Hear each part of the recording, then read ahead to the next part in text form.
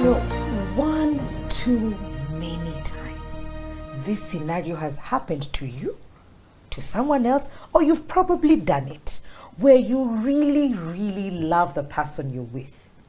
You've chosen them for life. But temptations of the world are beating you left, right, center. And you find yourself looking outside of your relationship, looking outside of your marriage, and somehow you cheat. But the truth of the matter is, when you're in this gasha, that is French for in this mix-up, you really are sure that whatever you're doing is wrong, and whoever you're doing it to does not deserve it, and you do not want to leave them. So you are a good person, but then why are you cheating? And I hope Zulu has an answer for us today, because even I do not know.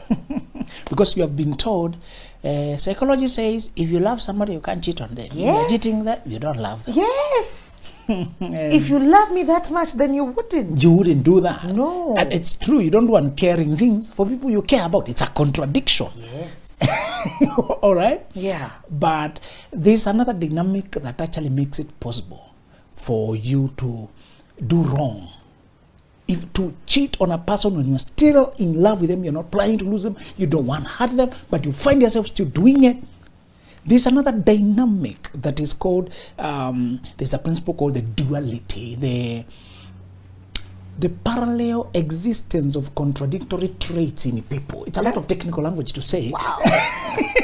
If he came to me with that line and I caught him cheating, I'd be so confused. I'd be so confused. Now we are in a psychology lecture. Tell me. So, when you're naive, you think it's only love or no love. Yes. It's only care or no care. It's only commitment or no commitment. Yes. So if you are with me, you must be with me. It's common sense. So there's a dynamic that you don't hear spoken of about, because people are afraid of delving there, for not being able to explain it well, or even appearing like they're saying that's how they live. Because in some spaces, when you're an expert, you have authority to say some things because we think you read them some places in books. And the way a doctor will explain a disease he has never suffered, but you trust his explanation. Yes. Because that's what he studies. So is true. I'm giving you the privilege to understand it when everybody will relate with it. Only that nobody could confess it, that they don't seem like they're compromised or they're a hypocrite or they're not committed or they're not serious. It's possible to love sincerely a person and still within yourself have an ongoing struggle, a contradiction, a conflict, another energy, another turmoil, another debris from something that is no longer in you, but it left some remains. It's going to be a long show. Who you were before you became this wife, this caring lover, this husband, who you were did not fully die. We were not all born with the traits to be faithful, loyal, self-controlled, disciplined, keeping our promise, staying by the word. Those are the traits you build to be a partner. That's to be able to be love right, to be able to discipline your feelings, obey your word, show up on time, think about me, contain your feelings, say no to the wrong things, watch over yourself. I don't need to police you, do right, be honest, be true. Those things are not inborn. No. Are we together? We are together. You deliberately inculcate them through painful exercises. Uncomfortable saying of no when appetizing things are in front of you. And some of the no you say by running. There are some things you don't sit there and say, I said you know. People not admit, but everybody knows something. If they don't run, they will succumb. That is true. I don't know why I'm relating this to unhealthy food, but continue. We can get out of food. Okay. We are talking more serious things. Good. So, everybody has something that is so appealing to their appetites, and they know it's wrong. Yes. A friend of mine told me in their gym exercise they have a cheat day. Once a week, eat anything. Yes. You also seem like you're suspect. That is true. What I'm visualizing is a pack of fries and me running. So take that food. That so they were told when you observe too strict gym regime, yes. you may succumb sooner. You may not go the long haul. So they were told if you take only once a week, the effect is negligible. So, but then people manufacture that cheat day. No, not that one now. This is the real cheat day. And then Wednesday again. Yes. So we all know things that it took us to crawl. You know, you hear run, flee sexual immorality. When you had flee, you imagined marathoning out of it. Yeah. My friend, many times you don't flee. If you flee, there was no temptation. By the time there was a temptation, a shot will be left there. Some evidence will be left there. Yeah. In fact, there will be something that can be used against you. the lingering, the closeness, many things that you need to run away from. You have no energy to run because of the contradiction within you. You are attracted and you know it's wrong. So today we are discussing why people cheat when they don't mean to hurt you. It's the struggle inside them that they have not managed to a good degree. Okay. So how can a good person who is not malicious, who is not trying to do bad things, it's when they have things, urges, temptations in them that they have neglected to manage to a degree. And these are the people, let me tell you, if you are having sex all until you get married, you will continue having it out there even after you get married. You have never managed that trait to do it. Yeah. That part you needed to manage it before you commit to any union. Hey, ask people, many people who indulge in pornography, masturbation, they say, I thought if I get married, because now I'm getting sex, I will not have the urge for it. do it, yeah. Lo and behold, I still find myself doing it when I'm still, because it's not the same thing. What was needed here was self-control, managing that trait. It was controlling. If you did not get a hold of it, it will continue running around, even when you're married. It's not a tendency to those guys who steal, they say you don't steal because you have run broke. It becomes an urge, a habit that is so you can risk your life even when you still have enough money to run you around. Yeah. And it's to say good people get to cheat on the people they love even when they're thinking of the person is not even on your mind. It's a cyclic habit, and the cycle has kicked again. It's been going on, and you don't even remember now you're committed. Don't remember now you're married. Don't even remember. That's what people say. Before I realized it, before I knew it, before I realized what had happened, too far I had gone. How I saw this quote, this question where this guy said he married this lady with one child, and later on they got two other kids, and later on his friend, when they were drinking, mocked him. What's wrong with you? You always brought kids to raise. She went and raised that to the wife. Said, yeah, that's true. Even these two are not yours. She had gotten them with the same man she had the first child with. They never quite gotten. She said, why did you tell me? I was waiting for you to ask me. When he suggested they separate, yeah, even that I'm ready for. I was just waiting for you to. And why would you do that? Honestly, I was unable to resist him. How do you help a person like that? And he's saying they have never quarreled. There's no dishonesty. I mean, in terms of arguments and all that, this was a working union. She cheated only once, conceived twins. She said, I forgot to take B2.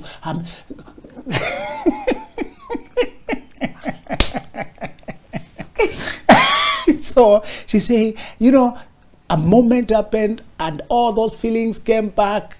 And this is not to say a person who has a child, you can't marry them. That's not what we are saying here. We are saying for her, the things she never managed, learn to manage. Because we are discussing the things you've never laid hold of before you get into a union. They will follow you. They will come after you. The urges will come. The moments will be created. The temptation. Our Lord said, temptations are sure to come.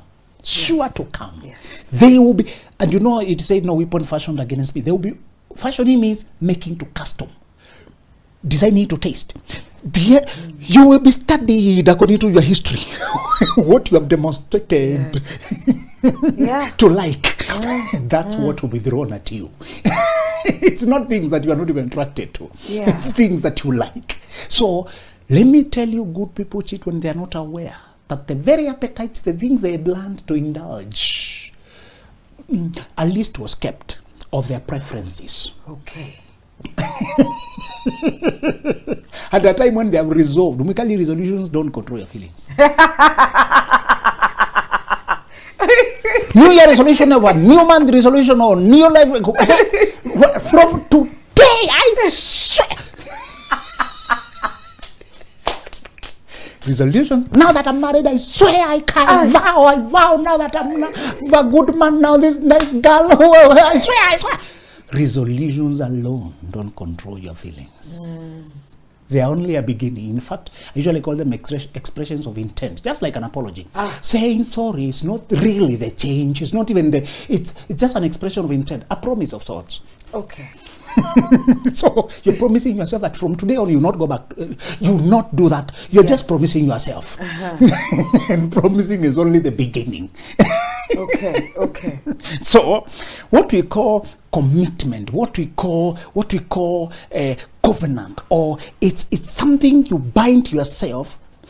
You're trying to make it difficult to go back. So let me tell you, if you're a good person, how to avoid cheating. Because today we are discussing that you may not be a malicious person. You may be determined to be faithful. Yes. And that's why I don't want you to force people marriage because they look marriageable. There's something about them that you don't know. Their personal struggles, they may never have laid hold of them yet.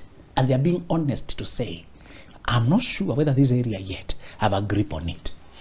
There are people who, they are good, everything. They are not, and you wonder, you're such a nice guy, why not married? And he won't tell you details, but there is a side of his life he knows he is not on top of things yet. Yeah. And we're not saying you must be perfect before you get married. We're saying, are you able to keep your promise to a partner? So if your struggles are to such an extent that you can't keep a promise, then don't promise. So some people, the reason they're not married is they're being honest. Some people are taking longer because they're more in touch with themselves. Some people are doing what they're doing because they're more real. They examine their lives and they check patterns. Although I keep swearing that I'll never do it again. What does the record show? Together with your swearing also, check the record. Yes. Yes. Yeah. It's a cycle including swearing. So the swearings are part of we are back at swearing. You know. Oh God. So some people are not aware of that. They think the moment they just decide with their minds. Me, I've made up my mind. Yes, I have decided. So the thing that will make you maintain your union, okay, despite your good heart and good intentions, and honestly praying and honestly deciding and honestly making, because how many people have been wasted by others because of the tears, the sincerity with which they apologize, how they promise, how they roll on the floor, how they swore, how they and you are sure this person is honest. I mean it. It's a man crying. How much more honesty do you want? There are people who, it's not a question of forgiving them. It's not a question of saying, I can't, this person is broken-hearted. I can see how they are sincere. Even you're being sincere before. Even you've cried before. Even you're being... Was that all it took for you to change your ways? So why are you believing it about other people? You know it about you. Okay. That crying and saying sorry was not that. In fact, you need to go back to a moment where you cried and swore. And in your heart of hearts, you knew this is for sure. Even when you sincerely, let's say you are sincere. Yes. But the cycle is still going on. As soon as you are up from your knees, the feelings are getting out there just 10 minutes later. And you're just riding the... In fact, the apology makes you feel like you have cleansed the past. This is a new beginning. Yeah. Even if I've seen ones now. I mean, love does not keep apologizing a record. And swearing can become, in fact, enabling, can become a cycle that means, the past has gone. In fact, there is no record of wrong. If I do just one is not a bad. One last one. Good people cheat when there's a cycle of habit of things they have not laid hold of that is still going on, and they underrate it and they overestimate their power to stop things they have done for years at once, like this. Now that I am married, now I'm a married woman, I'm a married man. Now that a person you have never resisted. Now you're just walking out and you've never even resisted them once. You don't know how to do that. Now you're marrying another one. No, me, I made up my... In fact, I blocked. I told him, no, me. Aha. This lady who got these kids, from the behavior, she's not a bad person. Oh. She's in a bad cycle that she has never been able to lay hold of. Many people have been destroyed. I was telling brothers the other day that you can get a child out there out of a mistake, so to speak, how we like to call it. After you make that mistake, we are using a good language for friendly language. You are trying. Congratulations, Zulu. So you can get a child out of that mistake. But my brother, you better call yourself for a meeting and put your life in order. Because one child, you can explain. But two, it's evident. These are cycle. These are patterns and lifestyle. These are people can forgive the past, but not patterns. Patterns are ongoing. They're repetitive. Yeah. The past should be a dead history. Who you used to be. The difference between the past and a pattern is the silent cycle that you're not in control of. And at some point, you ride it and enjoy it. Solution number one.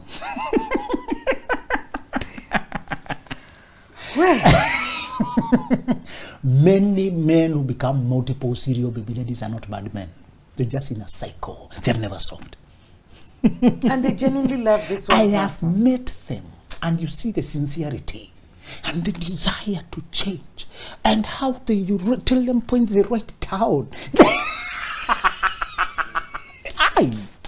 Teachable, honest, humble, listening and nice. And when you look at the person versus the mess, okay, it's a mess now. you can't relate. You can't see the connection. Yeah. The cycle, number one, understand your habits form a life of their own. Addictive habits have a gravitational orbit of their own that is not consulting you. Yeah. Whenever you indulge in things, gambling, drugs, secret addictions, and the sex and whatever, there's a neurochemical process that gets triggered. We call them neuropaths. So a path is created with pleasure and memory and neurological imprint. Next time when you feel tired or bored, that will be offered as a relief from the boredom, from the disturbance. Oh. Next time you're in any situation of pressure, of stress and disappointment, how about a relief? So how about a bottle? So the person inclined to alcohol, a bottle. Inclined to pornography, what about? Inclined to sex, what? Hi, how are you? Inclined to... The thing you taught your mind that it feels good was registered well. Your survival instincts that operate naturally, survival processes, whatever feels good will be remembered for life. Let me warn you, avoid exposure to titillations of desire in the forbidden areas of your life, because they act like X-rays. They act like rays that they affect you quietly, or not only during moments when you need to exert your willpower and do what you want. That's when all the urges are built, the temptations are built, and you melt internally. And the problem is, there's a lady called Weiss, Brianna Weiss, who wrote a book called The Mountain Is You. You build slippery paths in the mountain inside. The day you want to climb, you will slip and roll back and fall. Even when in front of you is a woman whom you wanted to build life with. When in front of you there's a woman of your destiny, man of your destiny. In front of you there's a person who gave you a chance with the heart. In front of you there's the job that you needed to keep. In front of you there's the opportunity of a life. In front of you.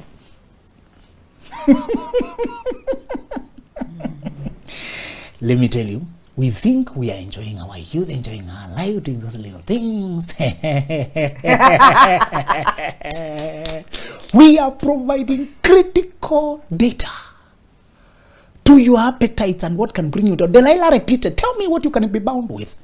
Samson, tell me what we can tame your strength with. The same question today, you are the enemy of your destiny asking. Tell me what you can be bound with. Tell me what you can be tied with. Tell me. Tell me. Tell me. There's a download going on. I'm sure we have not been taught how much that when you are born to change lives and touch lives and change, those who don't want those people relieved, they hate you for that. Not even for anything you've done in the past. It's what for what you're meant to do in the future. Some of the battles you face in life concern nothing what you've done. You also know you've not achieved much. Sometimes you actually wonder, why so much attention on an insignificant fellow like me? You think the enemy is miscalculating, my friend? All these people on a significant fellow like me, can you take them to another place? It's because of where you are headed, or where you are meant to go. The lives attached to you, the change in society. Imagine the guy who invented M-Pesa. If we never got him, where would we be behind? Just look at one technological innovation. Imagine that person, had they messed up. I always like to use the lady who invented radioactivity. If she had just messed up, how many more years probably would you have taken before you make this breakthrough? You know, I want you to know that there's something in you that has collected all the pleasurable, secret little habits you've been doing, and I want you to learn this. The ones you have accumulated, you have to deal with them. So stop adding them. Okay, are we together? Yes. You are told about the black dog and the white dog that's inside of you. The habits are like a white dog. The one you feed, the one that backs them, the strong is the one that is strong. So if you feed the black one, it's very strong. Woo! And it controls. The carries the day. Yes. The white one, the right to behavior. Woo! There. So the black dog invites black things and it kicks out good things. The second principle you need to understand is this. So we are saying habits form a cyclic orbit of their own with a gravitational pull to take you there during moments of pressure, stress, disappointment, when you're looking for relief. And those moments are sure to come at the end of a tiresome day. Simon, those guys, Peter and those guys had been fishing and they were now mending their nets. Even after successful fishing, you get torn. Your nets get torn and they need to be mended. Even after successful working day, after good job, after successful victorious, you still get torn and worn and you need relief. Those habits will still show up after winning, after losing, after everything of your life. They will show up. The urges, the itch will come. And it's hard. It's easier to fight outside enemies, but the enemy eating from inside is the hardest to fight. The second thing is to know this. The real person you're not behaving, listen to me, because this has been spoken in the opposite direction. Okay. It annoys me because we are lied to. You don't behave faithfully for your partner, you don't behave faithfully for God, you don't behave faithfully for society, you don't behave faithfully for church. Please. Please. It has been made to look like when you behave, when you are true to your values, to fidelity, when you are true and contain yourself, it's all about. And when they always say about God, I tell them the most disciplined sages come from Japan and China. They're not even Christians. The monk who sold his Ferrari, those monks are going to the mountains. And it's not even, there's no God in the formula. It's mental control. It's you know. Let me tell you, we are not instructed by God for his own good. He tells you out of love because he knows you. For your own good. He said, I'm instructing you for your own good. Today I lay before you life and death. The difference between discipline and lack of discipline is life and death. Life of your own dreams, life of your own happiness, life of your own life, life of your well-being versus death of your dreams, death of your happiness. Mikali, you have felt death before. Death is not just stopping to breathe. It's that knowing lack, condemnation, heaviness, depression, downness. It's life and death you are transacting every day. Death is not just the flattening of the curve. It's an energy. You can sense it. When you have depleted your essence, you feel empty. You feel agitated. You don't feel any. When you have lived right by your values, how do you feel? Buoyant, vibrant, full of life, confident. You don't need to be even happy. You can even be fatigued, but you're very satisfied. You're happy with you, and you sleep physically tired, inwardly fulfilled. That is life. You are not behaving because of your partner. Remove this. We are not killing the habits. We are not behaving ourselves so that we can, the partner and your walk with God and your walk with your friends and your walk to leadership, to wherever you are a role model, those are only additionals. the first beneficiary of you behaving right is yourself. When you don't have it, you suffer death. When you have it, you feel life. I came so that they may have life and have it more abundantly. What are you saying, Jesus? Do you mean life is measurable? Yes, it can be abundant or scarce. We like the abundant bit. We don't think about the other side. Ha! If you can have it abundantly, you can also have it Scarce. So the reason you need to train your mind and train your feelings and ask for all the help you can to remain on straight path is so that you can experience life. You can live in a dead way. You found people scraping on dustbins and they are among the rejects of what people have thrown away as litter, as garbage. That's where the person lives, as if they too. And they're scraping to it or falling on the road, on drunken or out of touch with reality. They are not alive. They are not alive. It's like they have a living death of sorts. There is active in their body, in their life, destruction. So the discipline is not so that we may see, I've been faithful to you. See how I've been faithful. Yeah. See, because of you. See. And this also tells you when people cheat on you, you can't cheat back because you are changing from who you are. Yes. You behave right for yourself. Yes. The third and last rule to stop cheating when you are a good person, to stop hurting the people whom you love, is to understand this. There is work required to forbear a good thing. You don't hear this spoken about? We are talking about forbearance when it comes to pain, withstanding pain and difficulties. We have talked about perseverance and being, keep it there, have hope. Times will change. Stay on, believe, push. All those pertain to hard times. Okay? Yeah. Lack of money, lack of support, difficult times, physical pain, perseverance. Yeah.